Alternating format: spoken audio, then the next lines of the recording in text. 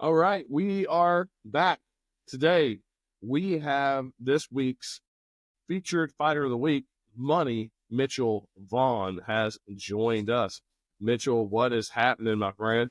Oh, not much, man. Just waiting to go to work here in a little bit at the house. Yeah, the king of the night shift. So, where are you working right now?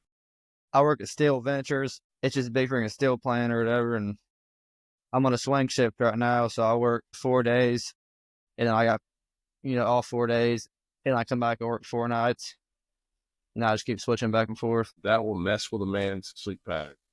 But yeah, it does.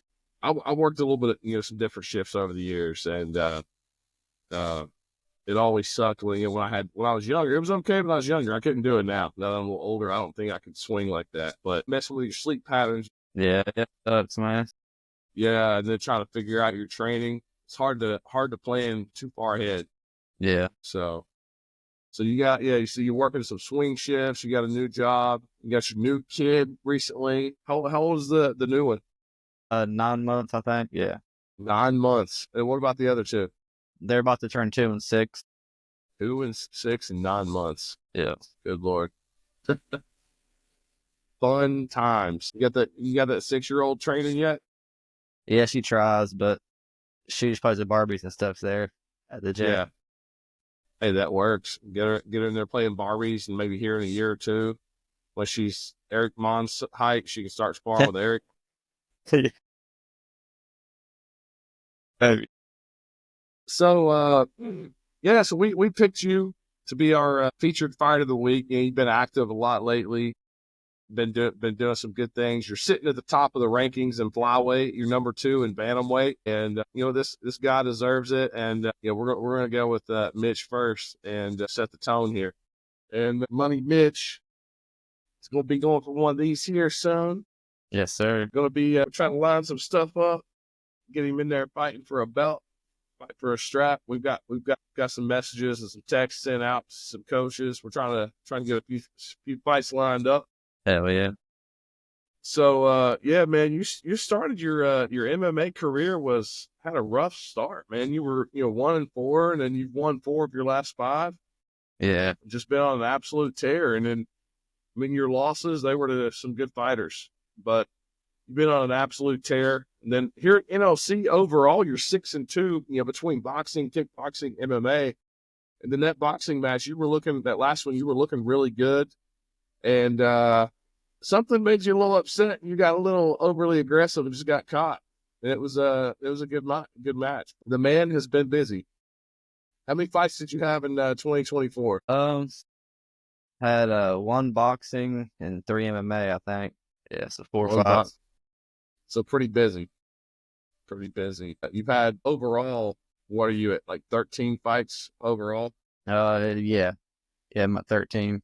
I got 10 MMA, 2 boxing, 1 kickboxing. So this was probably your busiest year yet. Yeah. Yeah, for sure. For sure. Until 2025. I'll make this year even busier, baby. Even busier. We're gonna get up to 5-6 fights this year, maybe more. We've been talking. So you're wanting that 125 strap. You're thinking about going after the 35 strap as well, and then going pro from there. Yeah, that's kind of the plan. But right now, I'm just focused on getting this first strap. Yeah. And then my left shoulder is going to be getting hungry, so I'm going to need one for that one too. Hey, we got these. We got the boxing, the kickboxing straps. I mean, you're right there, man. I mean, you're really in a position you can go after any of these. I think this year we're gonna make some of that happen. Hell yeah. So tell me about your gym, Tartarus. It seems like things have really been picking up as far as people being active fighters out of the gym. For a while, it was you. Yeah, we just split, really. I guess freaking half of our guys went and they made like a different gym, and it's more of like freaking gi-based grappling. And we turned out us into more like an MMA gym. So we got kickboxing classes, MMA classes, gi and no gi classes. And yeah, in the past freaking 2 months, we've had a lot of guys join our gym, and we're trying to get them trained and get our fight team built up. So it's things have split in half, and then it's built back up. Yeah.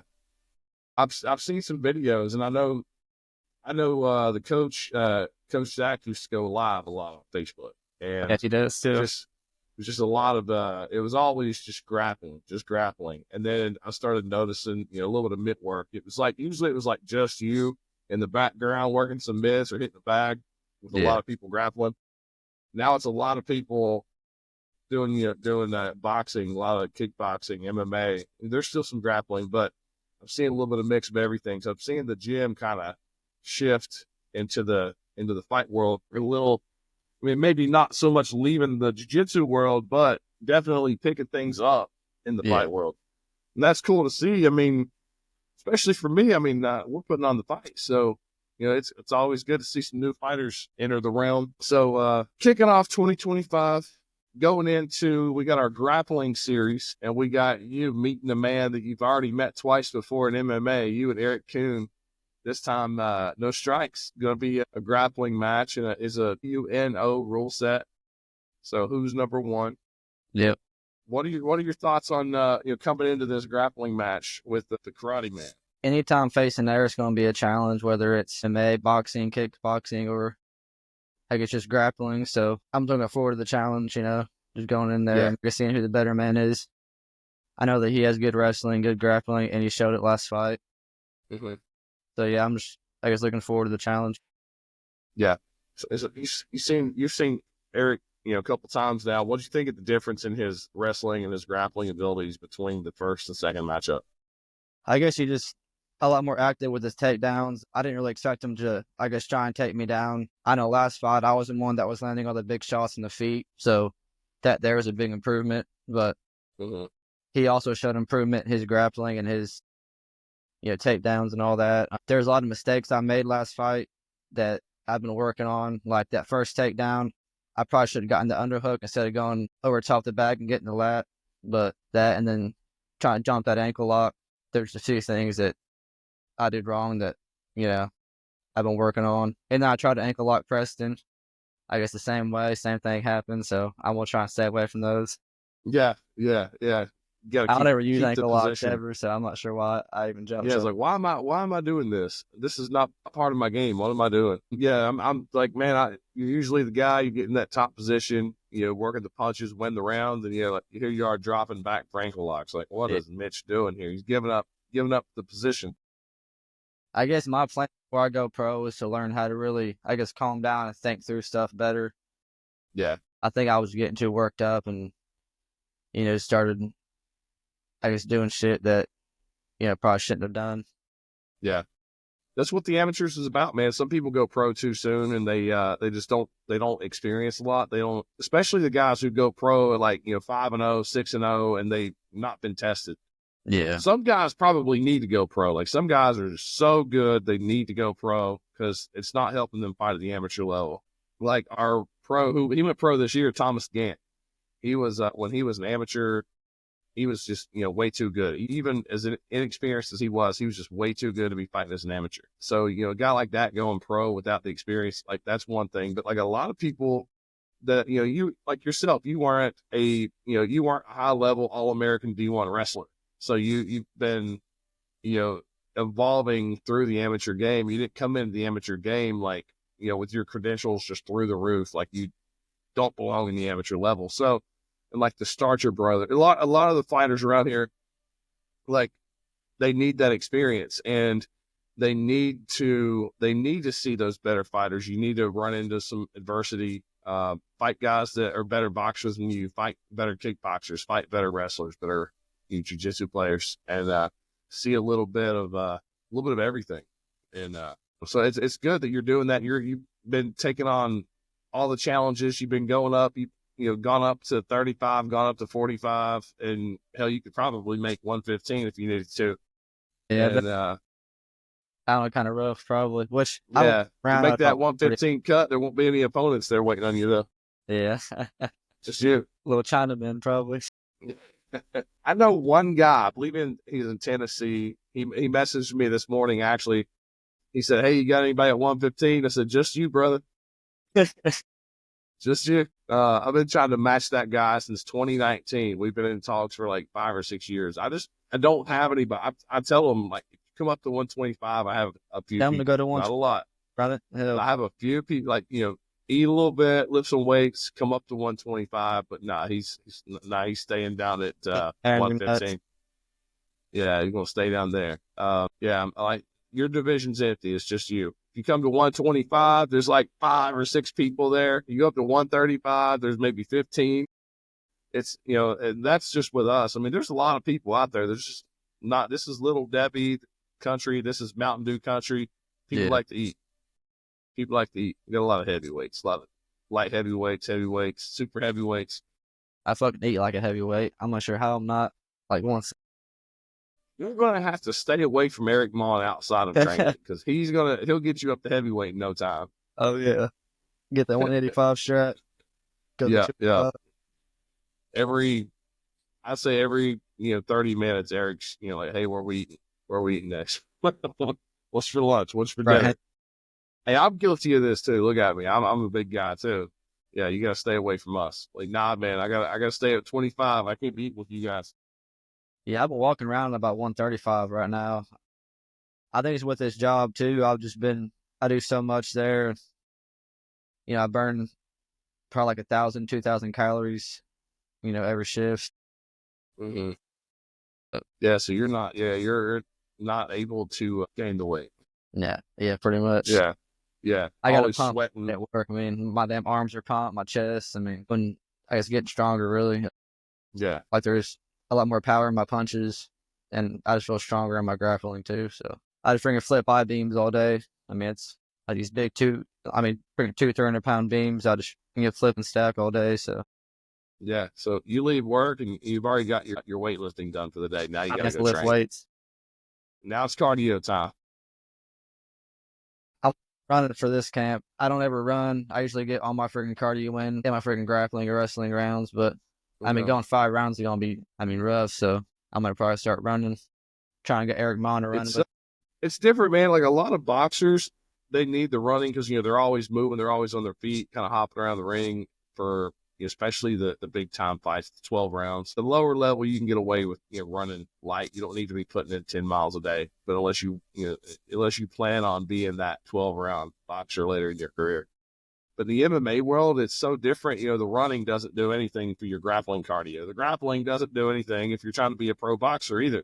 Yeah. So you've got to do so many different things. And, your fight camp could be so elaborate because you're like, well, I need this to help me in the later rounds. I need this to be more explosive. I need this to be stronger. And you got all the techniques and you got to worry about, what are some things your opponent's good at? It's so deep, man. What tell me, so going into that last fight with Eric, I don't think we've talked about it since then. What were some things in your camp that were different for that fight than they were for, say, the previous fight you had? Like, let's say compared to your that boxing match you had with Dante versus the camp you had against Eric. What were with Eric, with this fight, I mean, I really focused on my striking. I didn't really do, I guess, a whole lot of wrestling or a whole lot of grappling. I still did grappling and wrestling, of course, but I got probably 200-300 rounds of just stand-up sparring with Eric Mon. I mean, we freaking beat the shit out of each other. We had some other good guys in there, John Sco. He just came off a win, and just, I guess, really focused on my striking. And we've been doing 5-minute rounds instead of 3s, and we've been cutting our rest time in half, so just doing freaking 30-second rests. And I think that really helped me. Like pushing my cardio for that fight. I was still tired in the 3rd round, but I was able to push through. And you looked solid in the 3rd round. I mean, yeah, you may have been a little tired, but it didn't really show.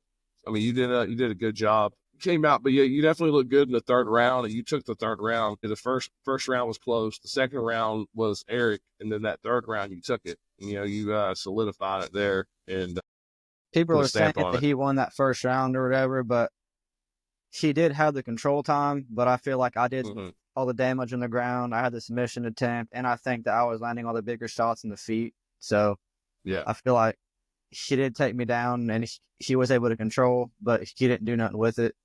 So I feel like that might be why the judges gave me that round. In the 2nd, of course, I think that was a 10-8. I mean, he fucking dominated the shit out of it. In that 3rd, I feel like I won 10-9. So, I mean, it could have been a draw, but as fighters, we don't want the judges involved, so try and finish your opponent. I mean, he wasn't able to finish me. Right. I mean, the judges, swung it my way. It Yeah. was a razor close fight, though. I mean, after he was announced the winner at first, I wasn't really mad. I was like, you know what? I didn't put him away. That's my fault. It was a close fight, but I am glad that I got the win. Yeah. Oh, yeah. I messed that decision up. I read it wrong. For him. Yeah. I read the decision wrong. I didn't know it until I had left the cage and they were like, yeah, we need to fix this. And like, fix what? So, yeah, you announced the wrong winner. I was like, oh, okay. So, yeah, my bad. Oh, you're good. Yeah. So, yeah, that was a good fight. Heck of a fight. Definitely fight of the night right there. But absolute war. Now we're going to see it again on a wrestling mat this time. With no strikes, and we may potentially see that fight again. There's not a lot of people. You guys are both staying up on the top of the rankings. Both Eric has 2 losses. They're both to you. Both good. Both great fights. Second fight could have went either way. Could have been a draw, but yeah. Um, let's look ahead to 2025. Are there any potential matchups that I want this fight before I go pro? Is there anything you're looking at that I would like to you fight really Joey want? Thomas just because of his freaking wrestling credentials. I Mm-hmm. mean, he's D1. I'm not sure what he did in college, but I know that he was D1. So, I mean, that's just high level. I want to see how I fare against him. And then I would like to go up. I know Chance Grillis ranked #1. He's a black belt. That's going to be a real, I guess, tough challenge. And that's what I want, man. I want to fight the best. I want to fight the top Mm-hmm. guys. If I'm not ready to go pro, I'm not ready to go pro, and I'll just keep grinding. But I think beating both those guys will prove that I'm ready to go up to the next level. Yeah. That's what I want. Yeah, if you're beating the top guys, you're ready. But I get it if you come out and you're not winning these fights. Uh, let's go back to the drawing board. Let's work on what didn't go my way. Let's fix that, and we'll come back stronger next time. And then I mean, you'll at be ready for the 125, pros. I got like a shit ton of power. I know that I've not really knocked nobody out yet, but once I really learn how to calm down and to actually land combinations, I feel like I'm gonna start knocking people out. Now I got fucking crazy power for that weight class. Uh, let's see. Well, man, I believe I've gone over about everything I had for you.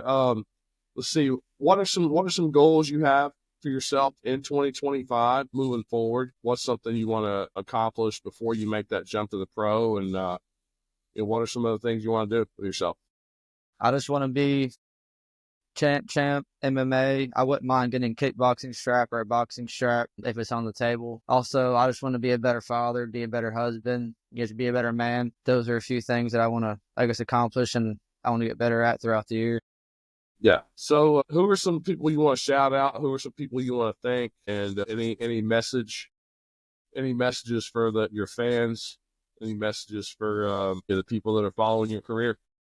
I want to give a shout out to my sponsor. It's Walters Contracting. Craig Walters is a great guy. Anybody that's in the tri-state area, if you need work done, he does roofs, fences, decks, interior, exterior design, anything you need. I also want to give a shout out to my team at Tartarus MMA. Those guys push me. They're my second family. I love them. I want to thank my wife, Abby. She does a lot for me. I have to go work, 12-hour shifts, go train.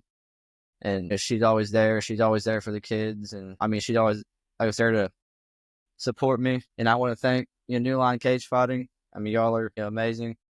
And you always put on good fights, good shows. So, yeah. Any advice you would give to some new fighters coming up, making their debuts on the coming to New Line Cage Fighting? Any guys in this area? What would you tell these guys? Stay in the fucking gym, man.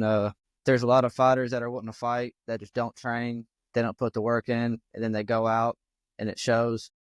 So just, I mean, get up off your ass and just, chase your dreams, man. I mean, Just do it. yeah. Just get up, and do it. Go I train. can't talk worse shit, but, I'm trying. Shut up and train, guys. Just shut up and train. You can be McGregor later on, but for now, do the walk, right? Do the walking. You can talk later. All right. Well, Mitch, thanks for coming on, man. And people will stay tuned throughout the week. We're gonna have this will be posted later in the week.